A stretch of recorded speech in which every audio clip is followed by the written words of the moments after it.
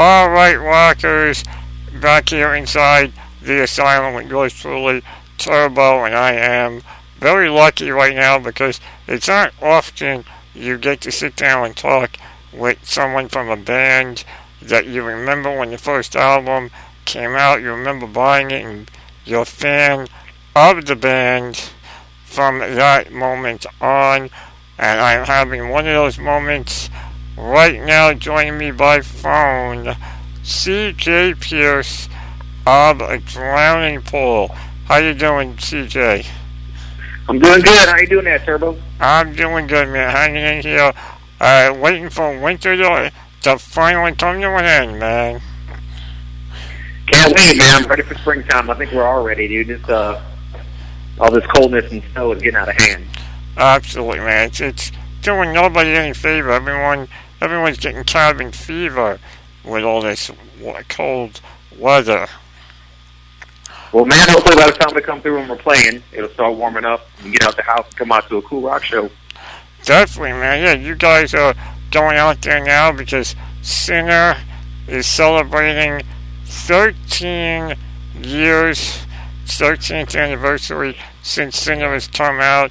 You guys are out there supporting that, and have you guys had a chance to really sit back and take it in on that it was 13 years ago that Sinner happened and you guys really blew up on the music scene? Yeah, man, I can't believe it's been 13 years, man. You know, we don't do anything normal in this band. I know a lot of bands after 10 years they put like a best of record or 20 years, but we've had a lot of lucky situations. We've had a lot of luck too because we're still here, of course. But we wanted to celebrate on the 13th year, man. That was Dave Williams' favorite number.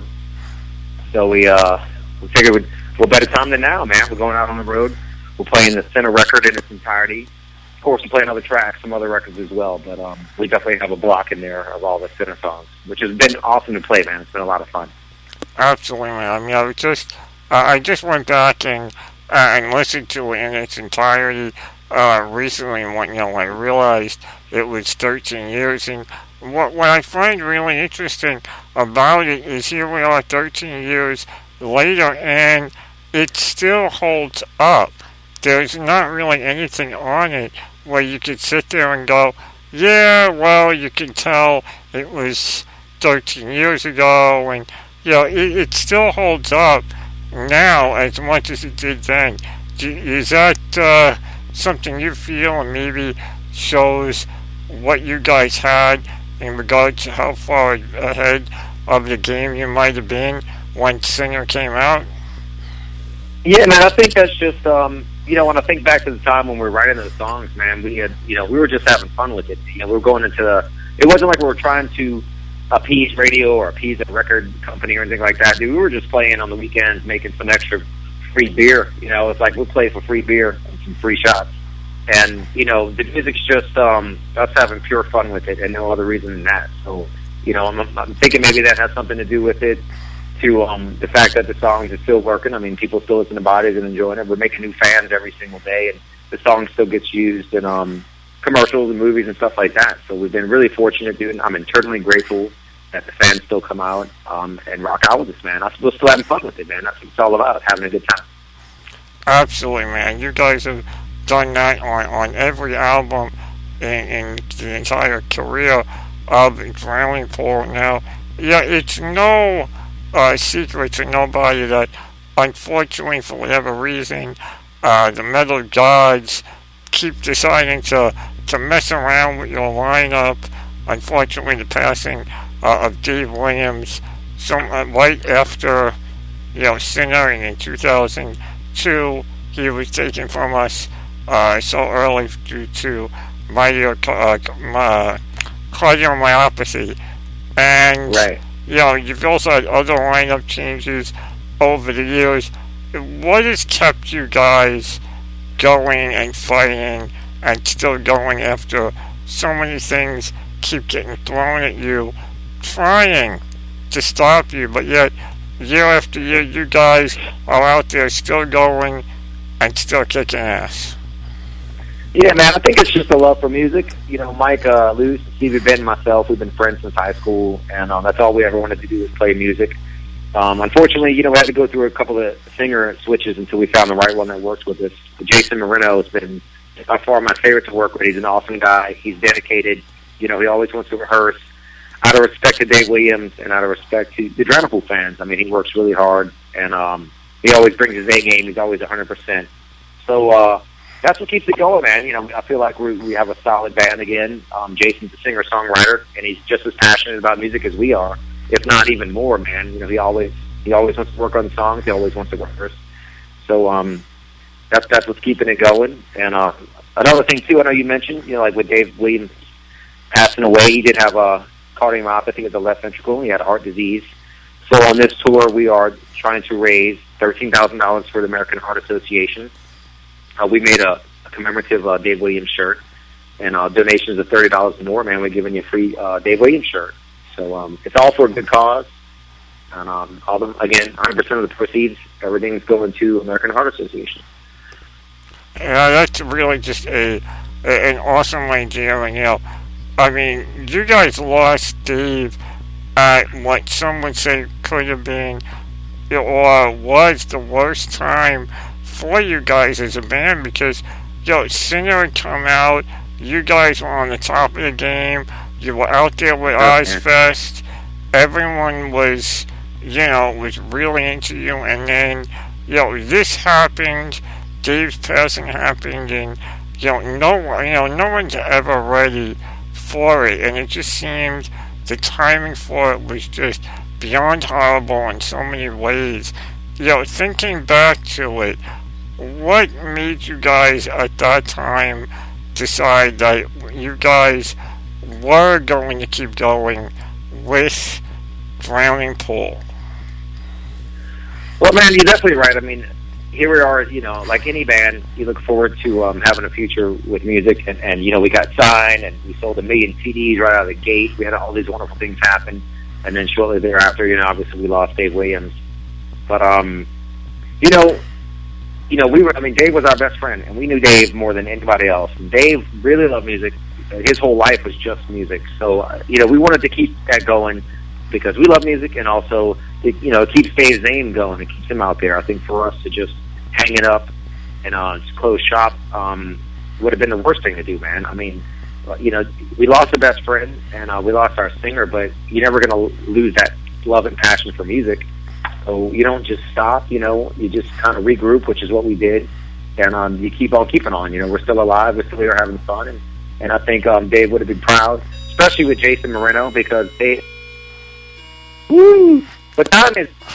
Yeah, man, I told every you. Every time I hear that chime, man, it's time for a shot. Yeah, I like that idea. Although if I did that during the show, I might not make it through the entire show. Oh, okay. No, man, no worries about that, man. No worries, man. Yeah, you were saying about, with Jason now in the band, it would be someone that, that Dave would have appreciated being in the band. Oh, yeah, he would have totally approved, man, because, Dave and Jason were friends back in the day. Jason Marino came up on the scene with us in Dallas as well, and Jason used to come out and play, you know, his band used to open up for Drowning Pool back in the day. So we were all friends and buddies. So, like I said, you know, we're stronger now than ever before. Our show has been, you know, awesome. So it's been good times, man. So hopefully everybody gets a chance to come out and check it out. Absolutely, man. Drowning Pool right now, getting ready to go out there and do some dates with Adrenaline Mob and Full Metal Jacket. And when you guys decided to do the Unlucky 13th anniversary edition of Sinner, how did you guys decide to just say, you know what, instead of giving 1 or 2 tracks as a bonus or maybe a rare live show, how did you guys decide to do a full second disc of the demos that you guys had sitting around from when you guys first put Sinner together? Yeah, I've always wanted to get those songs out there, man. We've always wanted to do something special for Dave. And this is we had a lot of songs that we wrote before we went in to record the center record, and there's also demos of like Bodies and Tearaway, stuff like that. The original versions of those songs before we actually went in and made the record to make it solid how they are now. We just wanted to give something to the fans, man. And I know a lot of bands is 1 or 2 bonus tracks, man. I just wanted to give them a whole nother CD so they can see what type of band we were before we got signed. I mean, so you can hear that in its entirety. And on top of that, too, man, we found the very last track that we wrote with Dave called Hero Sleeping. There's the 13th track on there, and it's a bonus track as well. Again, we're all about our fans and friends and family, man. So we just wanted to get all that out there so everybody can hear it, I keep that stuff positive, man. Yeah. No, I agree with you completely. I mean, there are so many bands that they always tell you about, well, we've got demos, and we've got unrecorded stuff, and we've got this, and we've got that. And then they put out a whole big to-do about an anniversary edition, and all they give you is different artwork and 1, maybe 2 songs. Right, yeah. And, so it's nice for you guys to sit there and say, you know what, let's really take it back. Let's give everyone a taste of what things were like before we got signed and where we are, so they can really gauge what was going on at the time. Yeah, man. Just give it all to the fans, and like we said, we're still here. We want to keep on keeping on, and we are. This is our hats off to Dave, and then after this, the plan is to put out another record here really soon, as we can. We have tons of new songs, and keep on bringing the metal. Yeah, I'm funny you bring it up because that's where I was headed. Was how far in the process have you guys even begun doing any writing yet to follow up on? Bear with me. I know on Resilience.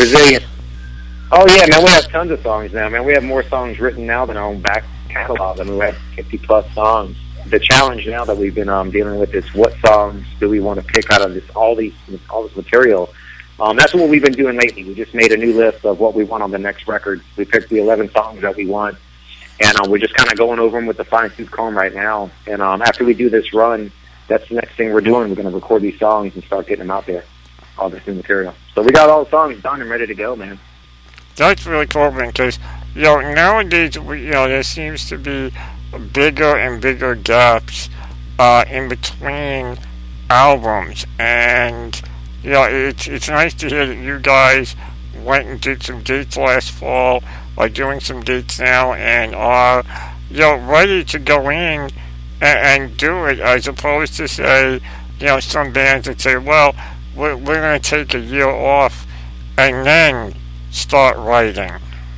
Yeah, there's no time off for us, man. There's no rest for the wicked. And we constantly write, man. We always say we're always writing songs. So, and I don't like that either, man. That's, you're right. The gaps have been too long. And today's modern technology, man, everybody, wants to hear something new right away. So we want to kind of give it the new time to try to get new songs out there sooner than later, and just keep that flow of new material to our fans.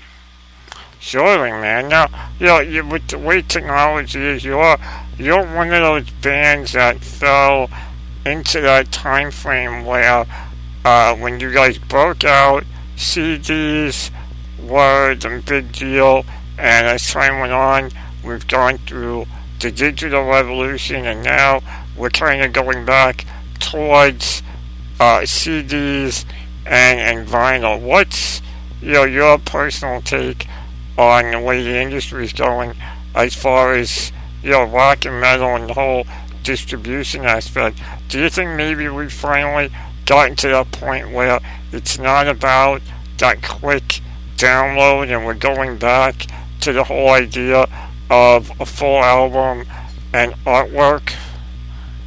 Yeah, man, that's the only thing you don't get. I mean, you kind of get artwork and you can click and download it, and it is easy. And I do love modern technology, but I don't know if I'm just old school. I was go cleaning out my garage here the last 2 weeks, and I still have like my Led Zeppelin albums, and the albums, man, there's just something cool about that album and the artwork, and it's big and it's tangible, especially if you got it signed. So I don't think those will ever go away. I think that's really cool that you get something from the band when they can sign it. When you download a song, two things happen. It's not as personal. You can't sign a download that comes over the freaking airwaves, and you can't also, the quality of digital is just not there. I mean, I had this discussion talking to a 15-year-old kid about it, and he's like, man, I'll pop in the CD versus the song that I downloaded, and the sound quality just sounds better, even on a record. So, I think when that comes around, like music purists that really want to hear a great sounding song, they're going to still play their CDs. And if they go to a show, it's cool to get your CD or your album signed versus just doing a download from the band. But whatever works, man. At the end of the day, I just want people to get the music and then hope they enjoy it. I love listening to music, but I am old school, man. I still have stacks of CDs everywhere. I still get CDs. I hope they continue to make them. But I do like how easy it is to go and click and buy a song, but I still want to have something. Even if I download a song and buy it, eventually I'm probably still going to go get the CD anyway. So I'll do both, really.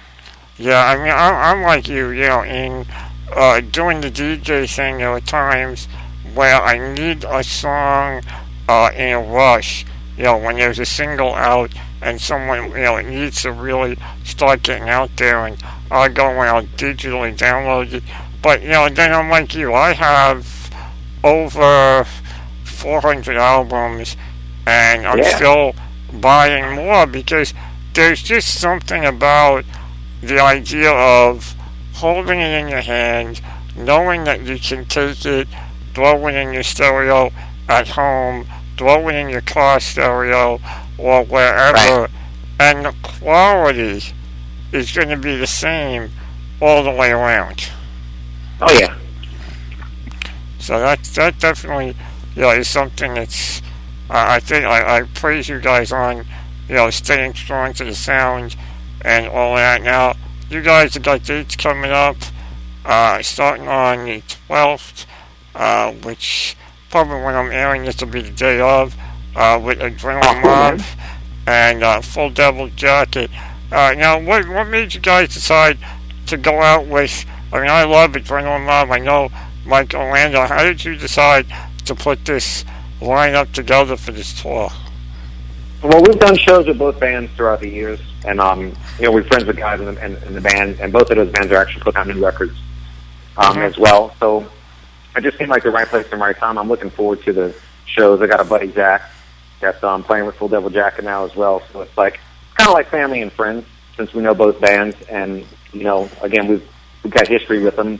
And it's just the right place and right time, man. I'm looking forward to the run with them. Looking forward to all these shows.